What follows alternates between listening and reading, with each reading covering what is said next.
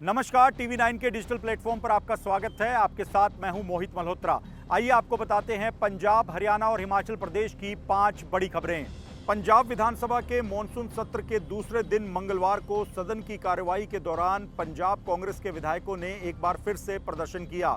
कांग्रेस के विधायक अपने गले में काले रंग का कपड़ा डालकर और अपने हाथों में पंजाब के सीएम भगवंत मान और पंजाब सरकार के खिलाफ पोस्टर लेकर सदन में पहुंचे और सदन के अंदर और बाहर कई मुद्दों पर चर्चा करवाने की मांग उठाते हुए प्रदर्शन किया।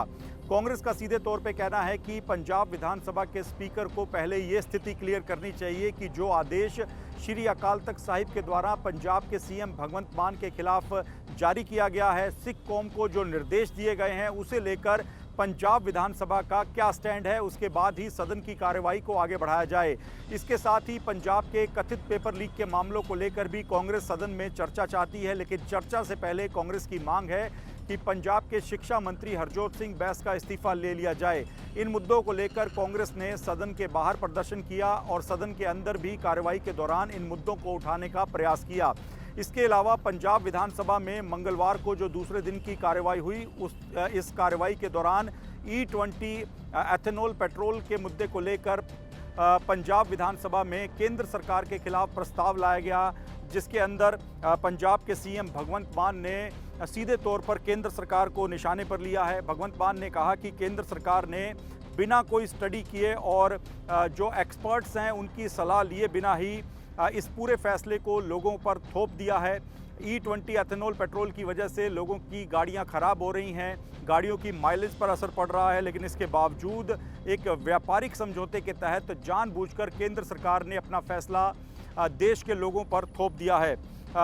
सीधे तौर पर भगवंत मान ने कहा कि अमेरिका के राष्ट्रपति ट्रंप के पास न जाने क्या ऐसे दस्तावेज या फाइल पड़ी है जिसके चलते पीएम मोदी लगातार उनके सामने झुक रहे हैं। 1 मिनट में मोदी साहब अमेरिका के राष्ट्रपति डोनाल्ड ट्रंप की बातें मान लेते हैं। ये सब बात सदन के अंदर मुख्यमंत्री भगवंत मान के द्वारा कही गई हैं।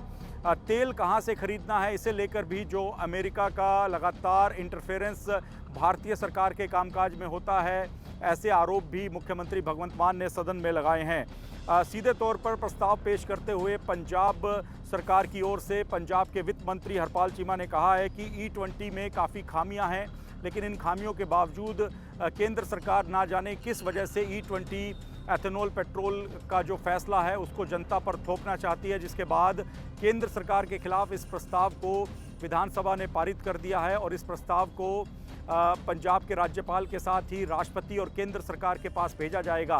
पंजाब सरकार का कहना है कि E20 के मुद्दे को लेकर पंजाब सरकार देश और पंजाब के लोगों के साथ खड़ी है। ये आम जनता से जुड़ा मुद्दा है, इसी वजह से इस मुद्दे को लेकर केंद्र सरकार के खिलाफ प्रस्ताव पंजाब विधानसभा में लाया गया है। हालांकि बीते दिन अगर हम सोमवार की सदन की कार्यवाही की बात करें तो नीट परीक्षा लीक के मुद्दे को लेकर चर्चा हुई थी। जंतर मंतर पर जो छात्रों पर लाठीचार्ज हुआ उस मामले को लेकर भी केंद्र सरकार के खिलाफ पंजाब विधानसभा में प्रस्ताव पारित किया गया और मंगलवार को जो सदन की कार्यवाही का दूसरा दिन था, इस दौरान E20 के मुद्दे को लेकर चर्चा हुई और केंद्र सरकार के खिलाफ प्रस्ताव लाया गया है। इन मामलों को लेकर विपक्ष का सीधे तौर पे कहना है कि पंजाब के मुद्दों की बात नहीं हो रही। E20 और नीट एग्ज़ाम का मुद्दा राष्ट्रीय मुद्दा है और इन मुद्दों को लेकर लगातार लोकसभा में चर्चा होती रहती है। कांग्रेस के नेता, आम आदमी पार्टी के नेता इन मुद्दों को सदन में विपक्ष के नेताओं के नाते लगातार उठाते रहते हैं। ऐसे में पंजाब विधानसभा में इस तरह की चर्चा का कोई मतलब नहीं है।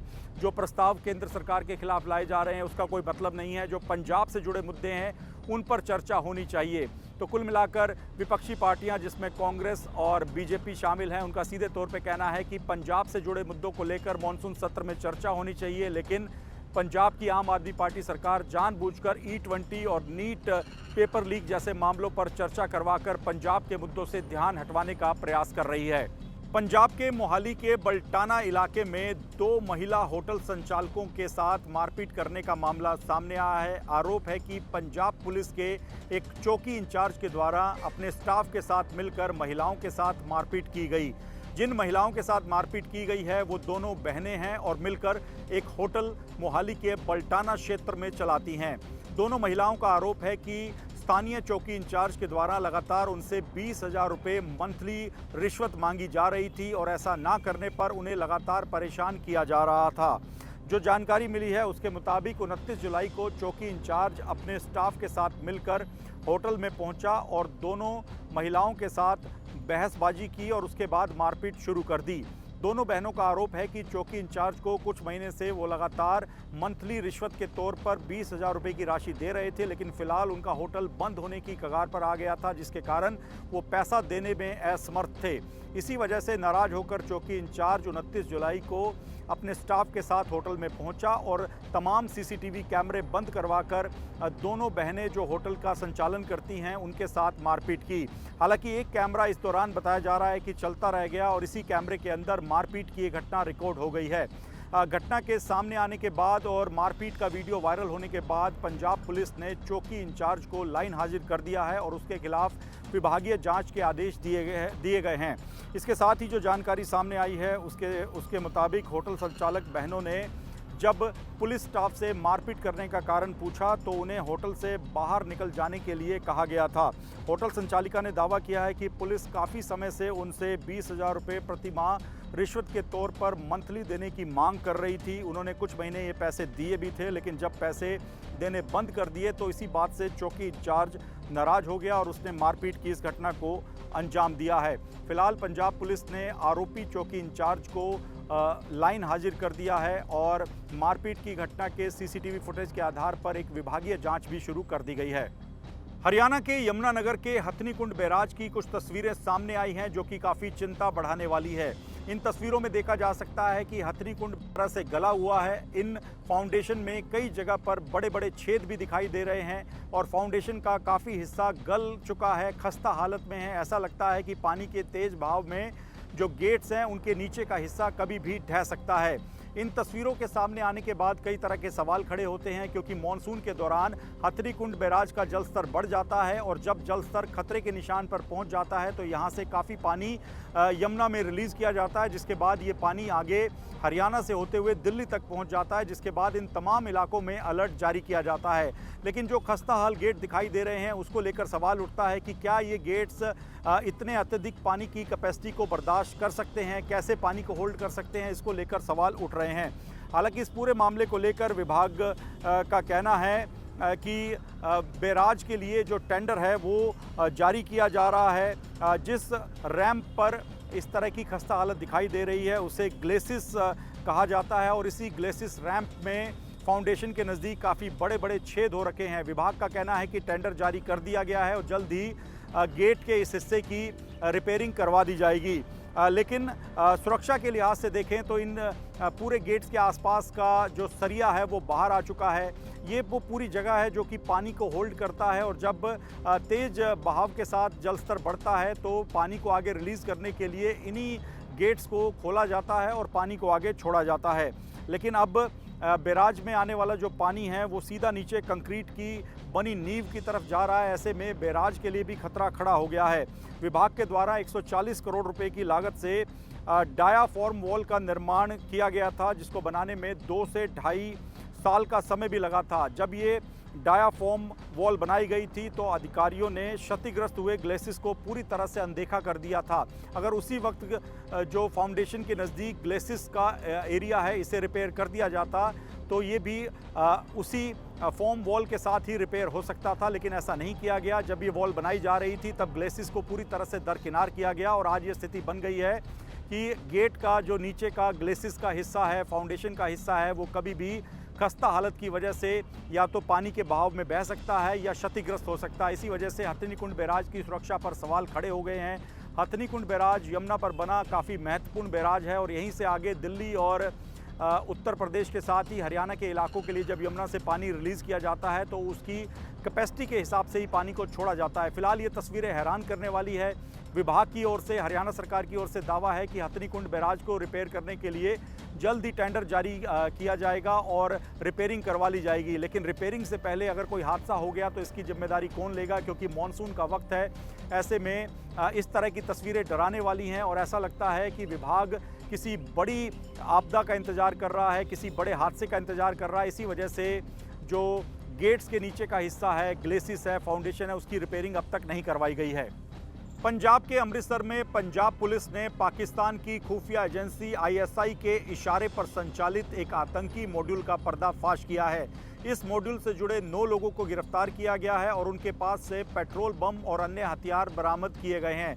इसके साथ ही रेलवे ट्रैक की रेकी करने का मामला भी इस पूरे मॉड्यूल के साथ जुड़ा हुआ है, जिसे लेकर एक बड़ी सफलता पंजाब की अमृतसर पुलिस ने हासिल की है। इस मामले को लेकर जानकारी ये है कि ये पूरा आतंकी मॉड्यूल पाकिस्तान की खुफिया एजेंसी आईएसआई के इशारे पर संचालित किया जा रहा था और अंतर्राष्ट्रीय सीमा पार से इस आतंकी मॉड्यूल को लगातार निर्देश दिए जा रहे थे। इस कार्रवाई में कुल 9 आरोपियों को गिरफ्तार किया गया है, जिनमें 4 नाबालिग भी शामिल हैं। पुलिस ने आरोपियों के कब्जे से 3 अवैध पिस्तौल, 9 जिंदा कारतूस और 4 पेट्रोल भरे बम बरामद किए हैं। इस पूरे मामले को लेकर आगे की तफ्तीश की जा रही है कि इन लोगों के इशारे पर कौन सी जगह थी, कहां पर इन पेट्रोल बम और हथियारों का इस्तेमाल किया जाना था। प्रारंभिक जांच में ये सामने आया है कि गिरफ्तार आरोपी विदेश में बैठे आईएसआई के हैंडलरों के साथ संपर्क में थे और उनके निर्देश पर ही लगातार ऑपरेट कर रहे थे। ज़्यादातर युवाओं को इन आतंकी गतिविधियों में शामिल करने के लिए तैयार किया जा रहा था। उन्हें पैसे का लालच देकर, विदेश भेजने का लालच देकर इस आतंकी मॉड्यूल से जोड़ने का प्रयास किया जा रहा था। इन्हें सुरक्षा प्रतिष्ठानों की रेकी करने और अवैध हथियार जुटाने के साथ ही पंजाब में शांति और कानून व्यवस्था को भंग करने के लिए तैयार रहने की ट्रेनिंग दी जा रही थी। जांच के दौरान एक और चौंकाने वाली बात सामने आई है। पुलिस को पता चला है कि आरोपियों ने रेलवे ट्रैक की निगरानी के लिए सीसीटीवी कैमरे लगाए हुए थे, जिसकी लाइव फुटेज पाकिस्तान में आईएसआई के हैंडलर्स के पास भेजी जा रही थी। इन कैमरों में रिकॉर्ड की गई फुटेज कथित तौर पर विदेश में बैठे आईएसआई हैंडलर्स को भेजी जा रही थी, ताकि संवेदनशील गतिविधियों को लेकर और सेना की मूवमेंट को लेकर नज़र रखी जा सके। इस पूरे मामले में अमृतसर के मोहकमपुरा एयरपोर्ट और सी डिवीज़न थाने में अलग अलग एफआईआर दर्ज की गई है।